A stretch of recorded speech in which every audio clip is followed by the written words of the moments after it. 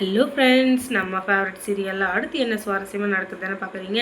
இந்த விஜய் இருக்கார் இல்லையா, அவர் இருந்துக்கிட்டு யார்கிட்ட எந்த ஹெல்ப் கேட்கறதுன்னு தெரியாமல் ஒரு பக்கம் திணறி தீக்கு முக்காடி முழிச்சிட்டு நின்றுருக்காரு. அந்த நேரத்தில் தான் அவருக்கு ஒரு ஞாபகம் வருது. யாரோட ஞாபகம் அப்படின்னு சொல்லிட்டிங்கன்னா, நம்ம மனோகர் தான். மனோகர்கிட்ட எப்படியாச்சும் நம்ம இங்கே நடந்த விஷயத்தெல்லாம் சொல்லி அவர்கிட்ட எப்படியாவது நம்ம ஒரு நியாயத்தை கேட்கணும் அப்படின்னு சொல்லிட்டு எல்லா விஷயத்தையும் சொல்கிறாரு. நாங்கள் இங்கே வந்த இடத்துல ரேணுகாவை பார்த்தோம், அவள் இன்னும் சாவலை, ஆனால் அவள் செத்துட்டா அப்படின்ற ஒரு போஸ்ட்மார்ட்டம் ரிப்போர்ட் இப்படி வந்துச்சு.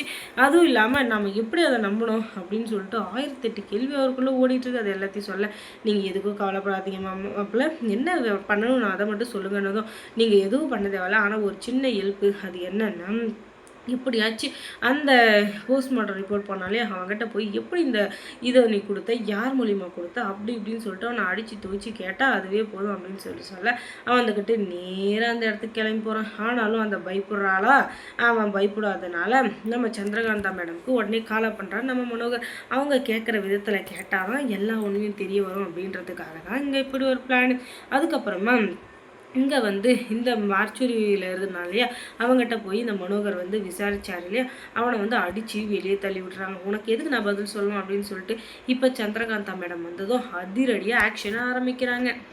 அவங்க கேட்குற ஒரு கேள்விக்கு கூட பதில் சொல்ல முடியாமல் திக்கு திணறி திணிச்சு முடிஞ்சிட்ருக்கான் அந்த மார்ச்சூரில் வேலை செய்கிறவன். அதுக்கப்புறமா மேடம் என்னை மன்னிச்சிடுங்க, இந்த நிஷா அப்படின்ற ஒரு பொண்ணு தான் வந்துச்சு, அது எனக்கு பணம் கொடுத்து நான் சொல்கிறத செய் அப்படின்னு சொல்லிட்டு என்கிட்ட ஆசை வார்த்தையை பேசி அந்த பணத்தை கொடுத்து மயக்கிடுச்சு. அதுவும் இல்லாமல் எனக்கு அப்போ பணம் தேவை இருந்ததுனால ஏதோ ஒரு வேலையை செஞ்சு என் குடும்பத்தை காப்பாற்றணுமே அப்படின்ற ஒரு காரணத்துக்காக நானும் அந்த தப்பு செஞ்சுட்டு என்னை மன்னிச்சிடுங்க, அது தவிர வேறு எனக்கு எதுவுமே தெரியாது அப்படின்னு சொல்ல, நீ சொல்கிறது உண்மையாக தான் இருக்குது, ஆனால் நீ இப்போதைக்கு இதை உண்மைன்னு சொல்லிட்டு அதுக்கப்புறம் கோர்ட்டில் நீ போய் பேசிட்டேன்னா அப்படின்னு சொல்ல, ஐயோ அப்படிலாம் பேச மாட்டேன் அப்படின்னு இவங்க சொல்ல, நீ பேசினாலும் பேசுவா, அப்படி பேசினேன்னு வச்சுக்கோயேன் வா ஒரு நாள் ஜெயிலில் இருந்து பாரு, அப்போ தான் உனக்கு அந்த கஷ்டம் தெரியும், இல்லைன்னு வச்சுக்கோயேன் நீ போய் சொல்லிடுவானதும் ஐயோ என்ன மன்னிச்சிருங்க அப்படின்னு சொல்லிட்டு இவங்க சொல்ல, இன்னொரு பக்கம் இந்த மனோகர் இருந்துக்கிட்டு எப்படியாச்சும் இந்த கேஸில் நம்ம உதவி பண்ணணும், ஏன்னா நம்ம மாப்பிள்ளை தெரியாமல் மாட்டிக்கிட்டு இருக்காரு, இவர் மாட்டிக்கிட்டு இருக்காருங்கிறதுக்காக அவர் அப்படியே விட்டுற முடியாது இல்லையா, கொஞ்சமாச்சும் மனசாட்சியோடு நடந்துக்கணும்,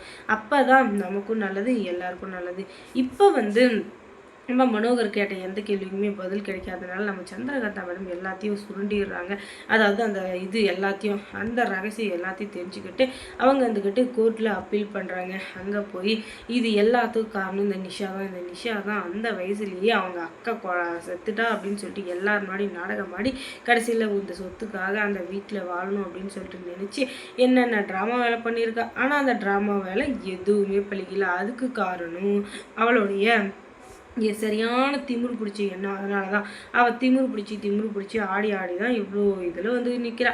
இதுக்கு மேலே அவன் ஆடிட்டு இருந்தா அதுக்கப்புறம் நையா பைசாவுக்கு தேர போகிறதில்ல. இந்த பாரு நிஷா, கொஞ்சமாச்சும் மூளையோட வேலை பாரு, இல்லைன்னு வச்சுக்கோங்க உன் மூளையை கழட்டி சந்திரகாந்தா மேடம் காக்காய்க்கு போட்டுருவாங்க. அது உனக்கு தெரியும், ஏன்னா சந்திரகாந்தா மேடம் எப்படிப்பட்ட ஆள், எப்படிப்பட்ட பேச்சாளர் அப்படின்னு சொல்லிட்டு அவங்கக்கிட்டேயே நீ மோதல் நினச்சின்னா கண்டிப்பாக அது நடக்காது.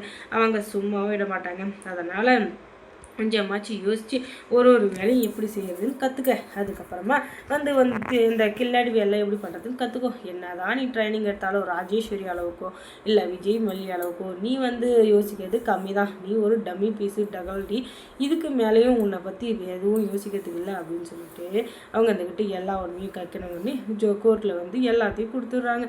இதுக்கு மேலே இந்த நர்மதா இருந்துக்கிட்டு சொன்ன உண்மைனால எப்படியோ ஒரு நல்லது நடந்துச்சு, வெண்பா கிடச்சிட்டா. இன்னொரு பக்கம் இவர் கல்ல ரேணுகா அவளும் கிடச்சிட்டா. ஆனால் அவள் எங்கள் கூட இருக்கணும்னா கோர்ட்டில் கேஸ் வாங்கணும், அது ஸ்டே ஆர்டர் வாங்கணும். இந்த நர்மதா ரேணுகா உயிரோடு தான் இருக்கா அப்படின்னு சொல்லிட்டு அதுக்கு எவ்வளோ ப்ரொசீஜர் இருக்குது. அது எல்லாத்தையும் முடிஞ்சு இவங்க சேர்றதுக்குள்ளே இன்னும் 1 வருஷம் ஆயிரும். அதனால் அது வரையும் நம்ம சேனலை சப்ஸ்கிரைப் பண்ணாதவங்க சப்ஸ்கிரைப் பண்ணுங்கள். அதோட பக்கத்தில் இருக்க அந்த பெல் ஐக்கானையும் கொஞ்சம் கிளிக் பண்ணி விடுங்க. தொடர்ந்து இந்த சேனலுக்கு சப்போர்ட் கொடுங்க.